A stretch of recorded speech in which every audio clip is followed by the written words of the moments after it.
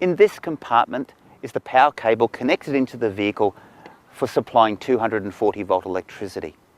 That powers your microwave, your heating system, your fridge, your power points, and trickle charges the house battery. Now it's a 16 amp socket, so you can't plug it into a normal 10 amp house socket. Make sure you only switch on the caravan park power when it's all properly connected. And don't forget to put it back in here before driving off. There will be a safety beeping when you turn the ignition on if you haven't put it back in here.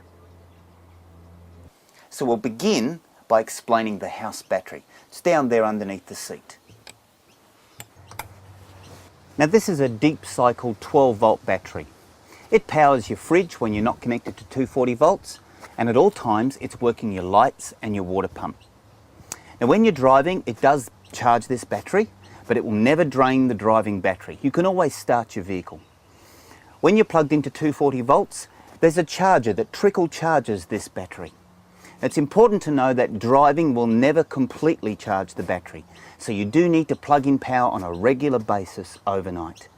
We recommend that you plug in on your first night. Now in this cupboard below the microwave, we have some hanging space and a broom.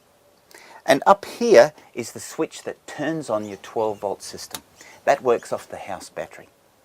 Now you can leave it on the whole time, and it must be on even when you're connected to 240 volt power. Now if you plan to be away from the vehicle for a few days and not connected to the power, then I recommend you turn this switch off, empty your fridge of course, and that way you won't completely drain the battery. Also in here is a little fuse box for your 12 volt appliances. If there's a problem, check the fuses first before you ring us. Also in here are the 240 volt circuit breakers. Now if there's a power surge, these will trip. What you do is you simply push it back up and everything should start again normally. Otherwise, check the power source.